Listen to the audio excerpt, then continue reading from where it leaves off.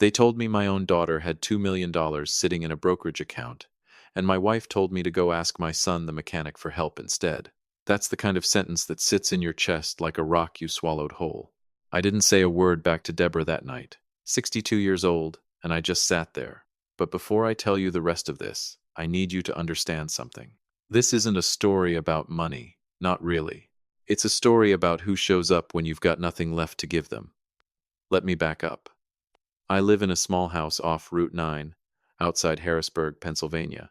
Bought it in 1991 when I thought I'd flip it into something bigger someday. Never happened. The storm door's been hanging crooked for 3 years, and I keep telling myself I'll fix it this weekend. It was a Thursday evening in early spring, still cold enough for a jacket after dark, and I was sitting at my kitchen table with a stack of mail I didn't want to open. A past due notice from the gas company. A letter from my cardiologist's office that I already knew wasn't good news, because good news doesn't come folded in an envelope that thick. Deborah's phone rang from the counter. I watched her whole face change, like somebody had flipped a switch behind her eyes. There it is, I thought. The only smile I get to see anymore, and it's not even for me. Jennifer. Honey, she practically sang it. Oh my God, tell me everything. I set my coffee down. Is that Jenny? Let me say hello. She didn't even look at me. She turned her whole body, like I was a draft coming through a window she needed to shut, and walked into the living room. $2 million in stock options. Her company had just gone public. Jennifer, I'm so proud of you, honey. I really am. You get that head for business from my side of the family. You know that. Your grandfather could sell shoes to a man with no feet.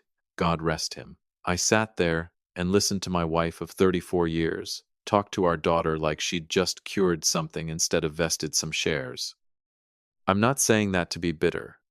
I'm saying it because it's true, and you need to understand what normal looked like in my house before I tell you what happened next. She hung up eventually, still smiling, walked back into the kitchen, and the smile dropped off her face the second she looked at me, like she'd taken off a mask. She's doing so well, Walter. That's good, I said, and I meant it. Whatever had grown between me and that girl over the years, I never once wished bad on her. Deborah didn't say anything else. She just slid the gas bill across the table toward me. Didn't ask if I was okay. Didn't ask about the tightness in my chest I'd been blaming on the cold for 3 weeks. Take care of this, she said, before they shut it off again. Again, like it was a pattern. Like I was the pattern. Welcome to the channel. Stay with me, because this story is going somewhere you won't expect. Hit that like button and tell me down in the comments where you're listening from tonight, my friend. Trust me, you're going to want to hear how this one ends. Now, here's the part where I'm supposed to make myself look better than I am. I won't do that. I'll tell you the truth, because the truth is worse than anything I could invent, and it's the only thing that matters here. 15 years ago, I wasn't some fool who threw the family's savings away at a card table. I ran a small construction supply business out of a warehouse near the rail yard. Nothing fancy, but I was good at it, and I was building something. Then a fire started 2 doors down in a textile shop, spread through a shit wall before the sprinklers even kicked on, and half my inventory and half my equipment went up with it. My insurance carrier fought the claim for 3 years, arguing the fire started on someone else's property so it wasn't fully covered. And by the time a judge finally ruled in my favor, the business was already dead. Banks pulled my credit lines. My one business partner walked. And Deborah never once asked if I was okay. She asked how I was going to fix it. That was 15 years ago. I've been running deliveries for a regional supply company ever since. 6 days a week, most months, coming home smelling like diesel and cardboard. And somewhere in there, my son Marcus turned 22 and decided his whole young adult life had been ruined because his father couldn't help him with a down payment on a car he wanted. He's never forgiven me for that, not really, not even after I explained what happened. In his mind, I failed, and he paid for it. Maybe he needed a villain. I used to think, and I was standing right there. My daughter's different. Jennifer's 28. Works as a physical therapist at a rehab clinic over in Camp Hill, about 25 minutes from here. She was 13 when the fire happened. Old enough to remember the house before things got tight. Young enough that she watched me rebuild something out of nothing instead of just mourning what we'd lost. She came by 2 nights after that phone call with Jennifer, my other daughter, the successful one, same name as her aunt, a family quirk. Nobody ever bothered explaining to outsiders, carrying a container of soup, the kind my own mother used to make, heavy on the dill. She didn't say a word about money, or bills, or her sister's stock options. She just set the container down, kissed the top of my head, and said, "You still holding your side like that, Dad? It's just a pulled muscle, baby." Uh-huh. She didn't believe me. She never did. "You're seeing Dr. Ahmadi Monday. Don't argue with me." I didn't argue. Wasn't much point. She'd inherited her stubbornness from somewhere, and I had a suspicion it was me. Dr. Ahmadi wasn't smiling when he came back into that exam room. "Walter, I'm not going to sugarcoat this." He set the folder down like it weighed 40 pounds. "You've got a blockage that needs a bypass. Not next month. This week." There it is, I thought. The other shoe. "Okay," I said. "Because what else do you say?" So we scheduled it. That's when the woman from billing came in. A kind lady named Patricia who looked about as uncomfortable as a person can look, and told me my coverage had a gap for the cardiac surgical unit specifically. Out-of-pocket deposit before they'd even put me on the schedule. $3,200. "I can talk to you about a payment plan," Patricia said, "but the surgical team needs the deposit before they'll book the operating room. Hospital policy." On CB, $3,200. You want to know something funny? I used to clear more than that in 2 weeks back before the fire. Now, I sat in my truck in that parking lot, an '08 Ranger with the AC barely holding, and I did the math 6 different ways, and every single time it came out the same. I didn't have it. My credit was still wrecked from the years of legal fees. No bank in Dauphin County was going to touch me. $3,200, I thought. And I've got a daughter with $2 million sitting in an account somewhere. I told myself I wouldn't call her. I told myself that for 2 full days. Then I called her anyway, because that's what a father does. You swallow your pride and you call your child, and you hope, God, you hope she's still in there somewhere. She picked up on the 3rd ring, and I could hear it right away: music, glasses clinking, somebody laughing loud. "Dad, hey, can this wait? We're out celebrating the IPO. Jennifer, I need to talk to you about something serious." "Yeah, okay. Give me a second." Muffled sound, like she'd covered the phone. Then, "All right, go." I told her all of it. The blockage, the surgery, the gap in coverage, the $3,200 I needed by Friday, or they wouldn't schedule me. There was a pause, a long one, long enough that for one stupid second I thought, maybe. Her voice went flat, cold. "Dad, I just spent 7 years building toward this moment. You know how hard I worked to get here, and now you want me to pull money out right when the lockup period matters most. Jennifer, this isn't about your stock. This is surgery. This is you always find a way to need something right when things are finally going well for me. Ask the hospital for a payment plan. That's what it's there for." A pause, then quieter, meaner.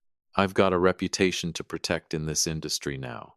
I can't keep bailing out your bad decisions, Dad." The line went dead, just like that. My own daughter hung up on me while I was sitting in a hospital parking lot with a ticking clock in my chest, so she could get back to a toast. I called Deborah next, told her everything, asked if she could talk some sense into Jennifer. "Don't you dare ruin this for her," she snapped. "She worked hard to get away from all this, from your mess. Marcus is doing fine at the shop, isn't he? Go ask him." Marcus. She meant our other daughter, my other Jennifer, if you can believe that's what she called her, our youngest, the physical therapist. After all these years, my own wife still mixed up which child was which when she was too busy being angry to think straight. I hung up and sat in that truck for a long, long time. Didn't cry. I was past crying by then. Just sat there thinking about how a man could work his whole life to give his family everything and end up alone in a Ranger outside a hospital, doing math that never came out right. I met my daughter, my real Jennifer, the one who checked on me, the physical therapist, at a diner off Route 15 2 days later. I hadn't planned on telling her. I was going to smile and eat my meatloaf and let her think everything was fine. She knew before I said a word. She always knew. Dad, she set her fork down. What's wrong? Tell me right now. So I told her, and I want you to understand I was ashamed. Ashamed to even be sitting across from my 28-year-old daughter, a physical therapist who couldn't have more than a few $1,000s to her name, about to need her help when her own sister had turned me down without blinking. I didn't even finish the sentence. She reached into her bag and set an envelope on the table. Then she turned her phone around so I could see the screen a notification from a lending app. Approved. $1,500. Dad, stop talking. Her eyes were wet, but her voice wasn't shaking at all. There's $1,700 cash in there. I sold the motorcycle this morning. Jennifer, you sold your bike? My throat closed up. Things can be replaced, Dad. She reached across the table and grabbed my hand hard, the way you grab something you're not going to let go of. You can't. I'm taking the bus to the clinic for a while. It's fine. I could use the walk to the stop anyway. I sat in that booth and wept in front of a waitress named Donna and half the lunch crowd at a diner off Route 15. And my daughter, the one who didn't have $2 million, the one nobody ever bragged about on the phone, held my hand across a Formica table and told me I was going to be okay. She's the only one who ever really saw me, I thought. I had no idea sitting in that diner just how much that moment was about to matter. A letter showed up at my daughter's apartment while I was still healing from surgery. Almost couldn't afford, and it was worth more than every dollar my other daughter ever refused to give me. I want you to sit with that for a second, because I did. I sat with it for 4 days before I told a single living soul. But let's not get ahead of ourselves. Let me take you back to the morning of the surgery first, because you need to understand what it cost me to get there. They wheeled me into pre-op at 5:30 in the morning on a Tuesday. The last thing I remember before the anesthesia took me under was Jennifer's face, right up close to mine, her hand squeezing my fingers. "You're going to be fine, old man," she said. "I already told the nurses you're too stubborn to have any complications." Where'd she learn to be this brave? I thought. 28 years old, steadier than I've ever been in my whole life. Then the lights went out. I woke up 9 hours later with a tube down my throat and a pain in my chest like somebody had parked a car on it. Doctor Ahmadi came by that evening, still in his scrubs, leaned down close so I could hear him over the monitor. "Clean graft, Walter. You did good." I didn't cry. I didn't have the energy. I just lay there and thought about that motorcycle sitting on some dealer's lot with a stranger's name on the title now. My daughter bought me this, I thought. Not the hospital, not the insurance company. My daughter bought me this, with a $1,500 loan and a bike she loved. I spent the next 2 weeks recovering on Jennifer's pull-out couch. Because my own house sat empty most days, Deborah hadn't so much as texted to ask how the surgery went. And I wasn't about to lie up alone listening to my own heart monitor beep in a quiet house. Jennifer's apartment was small, 1 bedroom, off Trindle Road near the clinic, the kind of place where you can hear your upstairs neighbor's television through the ceiling. She'd taped her bus schedule to the refrigerator with a clinic magnet, right next to a photo of the two of us from some county fair years back. I looked at that bus schedule every single morning. She's out there waiting at a stop at 6:15, I thought, because she sold her motorcycle for me, and her sister's driving some leased sedan to a rooftop bar to celebrate a bonus she'll spend in 6 months. That thought sat in my chest heavier than the surgical scar. She'd come home from the clinic every afternoon, still in her scrub top, smelling like hand sanitizer, and check my incision, heat up something simple for dinner. She wasn't much of a cook, my Jennifer, but she tried. She'd sit with me and watch whatever true crime show was on, and never once, not one single time, did she complain. Never brought up the bike. Never asked when I'd pay her back. That's the difference, I thought, watching her fall asleep sitting up in a kitchen chair one night, still in her scrubs. Jennifer, the other one, gives because she wants credit. This Jennifer gives because she doesn't even think of it as giving. It's just love to her, plain and simple. It was a Monday, 18 days after the surgery, when the mail carrier knocked instead of just leaving it in the box. My daughter was at the clinic. I answered the door in my robe, still moving slow, still tender across the ribs. "Got something certified here," the carrier said. "Need a signature. 2 letters, actually. One from an outfit I didn't recognize, Keystone Ridge Developers." and one with a return address I knew instantly, because I'd been getting mail from them for 15 straight years. The Pennsylvania Department of Environmental Protection. Here we go, I thought. Another update. Another form letter telling me the site assessment was still ongoing. Don't touch it. Don't build. Don't breathe near it. See, before the fire ever took my business, I'd bought 11 acres out past Linglestown as a long-shot investment, land that sat over an old, uncapped mine shaft nobody had disclosed to me at the sale. The state flagged it for subsidence risk the same year my warehouse burned, and it had sat locked under a monitoring order ever since, worthless, taxed, untouchable. I almost didn't open the letter right there. I almost just set it on the counter. But something made me sit down at my daughter's little kitchen table and tear it open right then. I read it twice. Then a third time, slower, because I didn't trust my own eyes. Monitoring order lifted. Site cleared for development, effective the first of the month. 15 years. 15 years of property taxes on land I couldn't touch. 15 years of my credit sitting in the gutter. 15 years of my own wife looking at me like I was a stain on the family, and it was sitting right there in black and white. Cleared. Released. Done. I set that letter down like it might go off if I moved too fast. Then I opened the second one. Keystone Ridge Developers. Turned out, while my land sat locked under that state order, a new interstate interchange had finally broken ground less than a mile from my property line, and 11 acres of worthless mine land were suddenly sitting in the exact path of a commercial corridor I'd bet on a decade too early. The letter was an offer. A real one, signed, with numbers behind it. $2,400,000, cash, 30-day close. I read that number probably 20 times.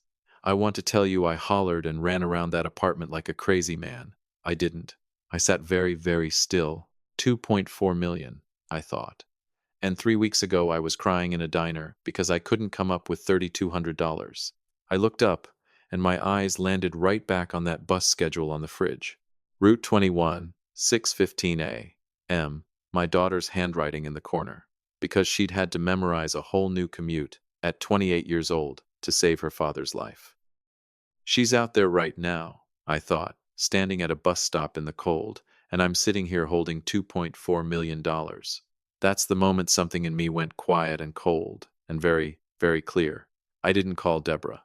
I didn't call my other daughter. I want you to remember that, because it matters for what comes later. I never hid this money from anybody.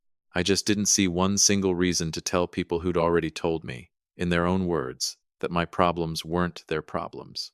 I picked up my phone and called somebody else instead. Frank Delgado, the voice on the other end said. Frank had handled what little was left of my business affairs after the fire, one of the only professionals who stuck around, mostly because I still paid him what little I could, on time, every time. Frank, it's Walter. Walter, good Lord, how are you feeling? Jennifer said the surgery went. Frank, I need you to look at some paperwork for me today if you can.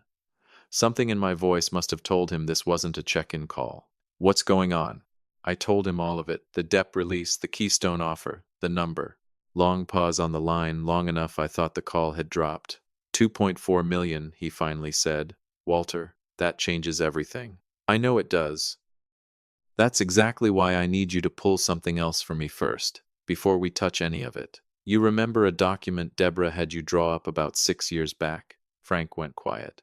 The property separation agreement. The one Marcus pushed for. That's the one.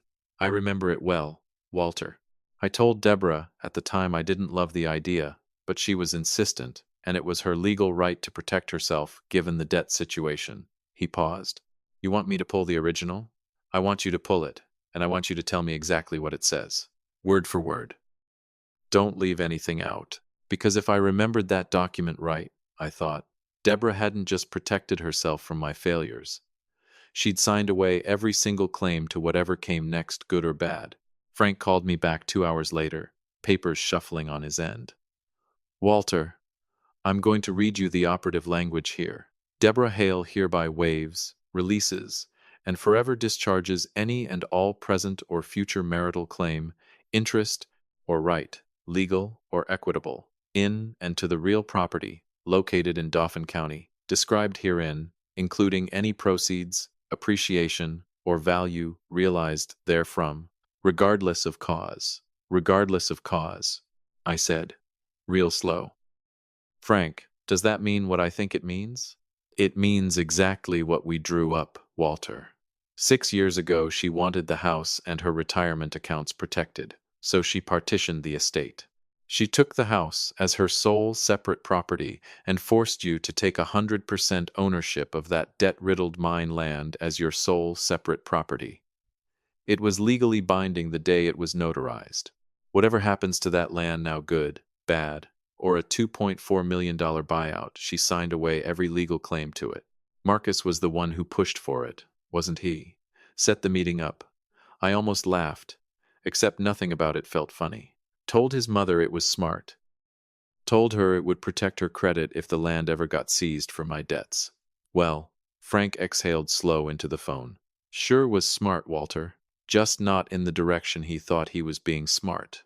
I sat there at my daughter's kitchen table with the afternoon light coming through those thin apartment blinds, and for the first time in 15 years I felt something in my chest that wasn't shame and wasn't grief. It was clarity. Frank, I want to move on the Keystone offer. Quiet.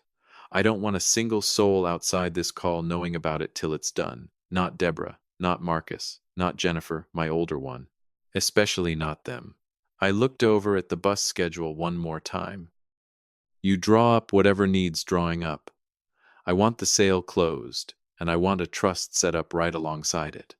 Irrevocable, in my daughter Jennifer's name. My youngest. Frank didn't say anything for a second. All of it, Walter. The whole $2.4 million. Every dollar after my debts get paid off. My voice didn't shake, not even a little, and that surprised me more than anything else that day. She sold her motorcycle for me, Frank. She took out a loan at some ungodly interest rate so I could have surgery. She's been riding a city bus at 6:15 in the morning for weeks so I'd have a place to heal. My other daughter told me it wasn't her problem, and my wife told me not to ruin her big celebration. So no, I'm not splitting this 3 ways for the sake of looking fair. Fair already happened.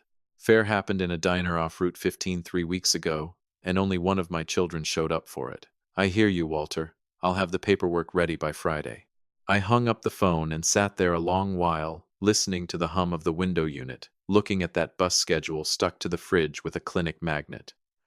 They're going to find out eventually, I thought. And when they do, they're not going to come here asking how I'm feeling. They're going to come here asking about money.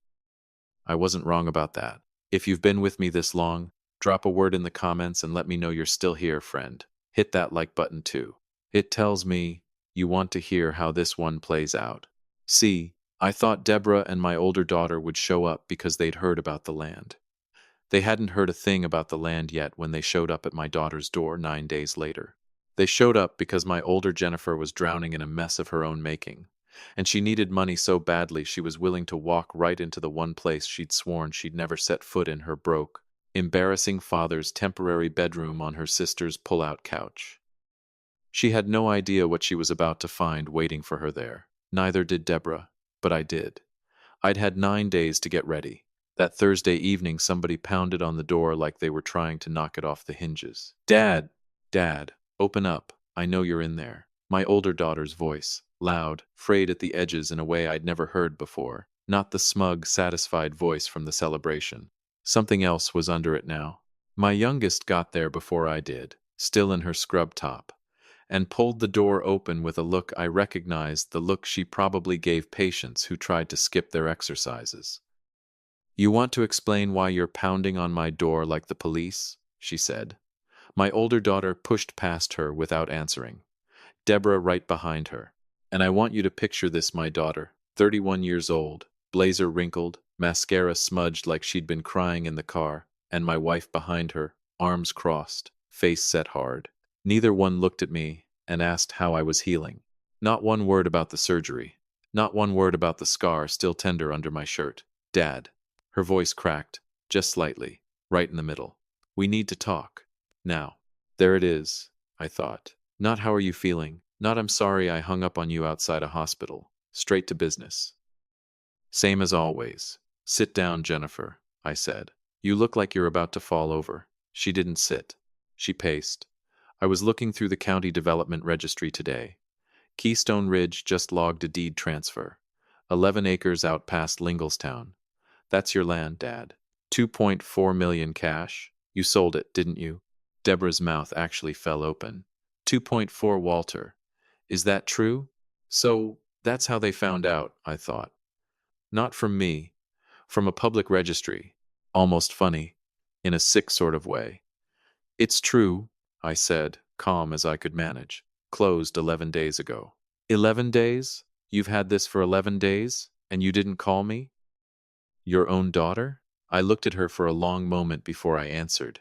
Last time I called you, you were out celebrating your IPO while I sat in a hospital parking lot trying to figure out how to pay for surgery. You told me it wasn't your problem. So no, I didn't feel the need to call you the second something good happened either. That should have been the moment she softened. It wasn't. You hid this from us. Her finger came up, jabbing toward me. You knew the land was clearing. You knew it was about to be worth something. You let us think you were struggling this whole time. Mom's been driving a car with 200,000 miles on it, Dad, while you sat on a fortune, just so you could hand it all to your favorite the second it paid off. She actually believes that, I thought.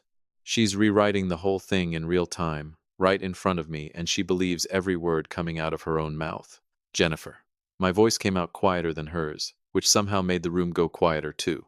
I didn't know that land was worth a dime until 18 days ago. I found out sitting on your sister's pull-out couch, recovering from surgery she paid for. You want to talk about hiding things? I didn't hide a fortune from this family.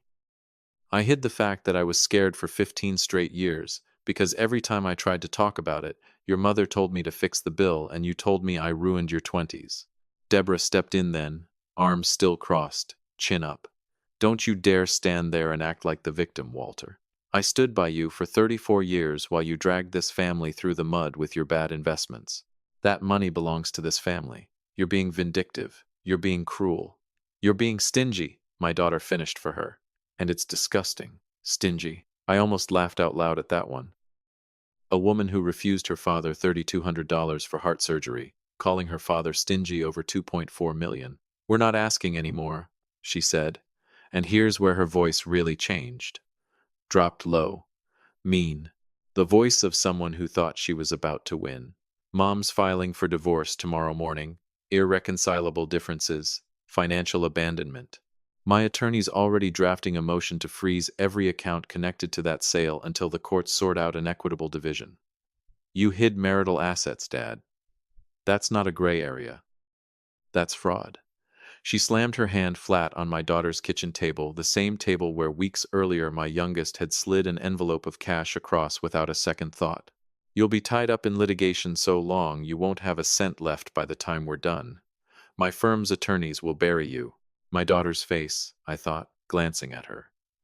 That's my daughter's kitchen table, and she just slammed her fist on it like she owns the place. I looked at my older daughter for a long moment, then Deborah. Then I stood up, slow, careful, still tender across the ribs, and reached into my jacket pocket. You want to talk about attorneys, Jennifer? Let's talk about attorneys.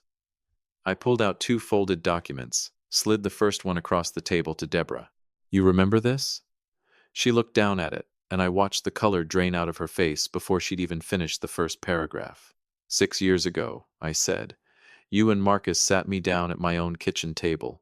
You were scared the bank would come after your assets because of my land debt. It was Marcus's idea, by the way. He told you it was smart. Told you it would protect your credit if the debt ever caught up with the property. I tapped the paper. So you signed this. Your lawyer drafted a partition and exchange agreement. You took the house and your accounts as your sole separate property, and you legally forced me to take 100% of the land and all its liabilities as mine. Read it again, I said, gentle as I could manage, because there wasn't a drop of satisfaction in me watching her hands start to tremble. It doesn't say debt. It says, regardless of cause. You didn't just protect yourself from my failure, Deborah. Under Pennsylvania law, you converted that land into my separate property. You signed away any future claim to its value, regardless of cause, just to keep your hands clean of my debt.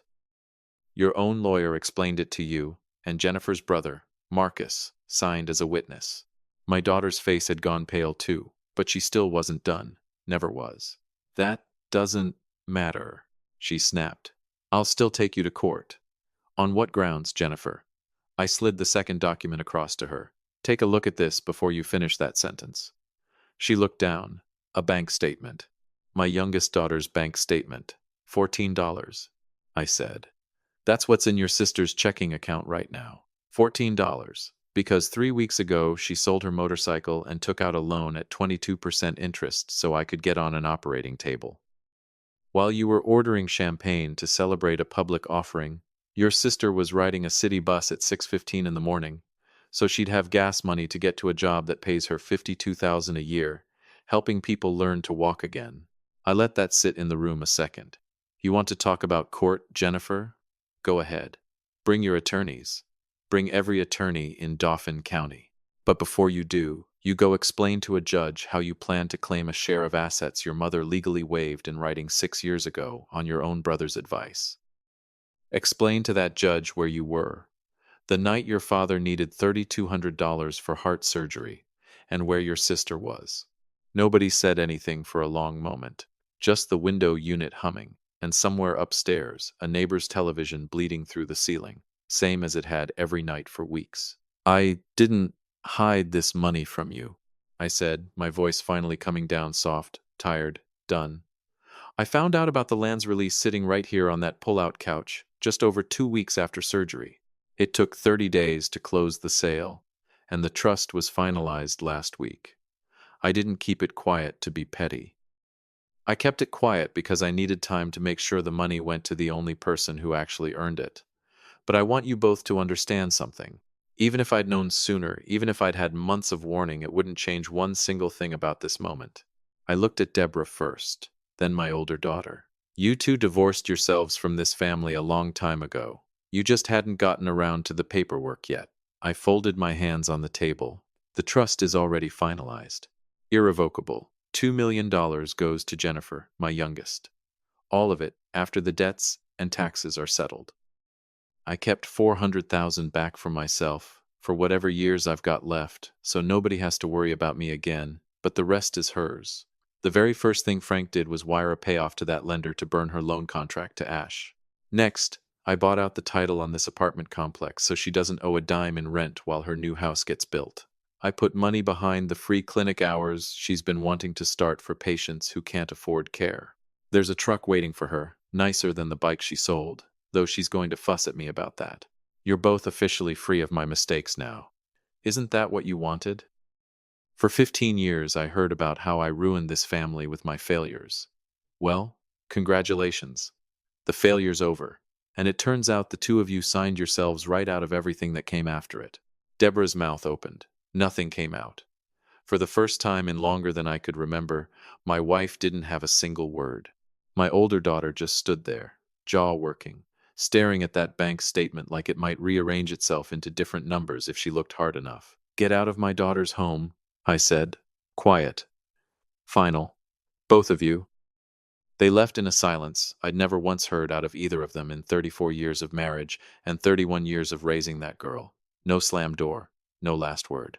Just two people walking out of an apartment, realizing in real time that the very cleverness Marcus had always been so proud of, the legal maneuver he'd talked his own mother into, was the exact thing that had locked them both out of a fortune neither one of them would ever see a dollar of. My youngest stood in the kitchen doorway after they'd gone, arms wrapped around herself, watching me. Dad. Her voice was barely a whisper. You didn't have to give me all of it. Yeah, I said. I did. I walked over and put my arm around her, careful of my ribs, and we stood there a minute in that little apartment that wouldn't be hers much longer, not because she was losing it, but because she was finally getting more than she'd ever asked anybody for.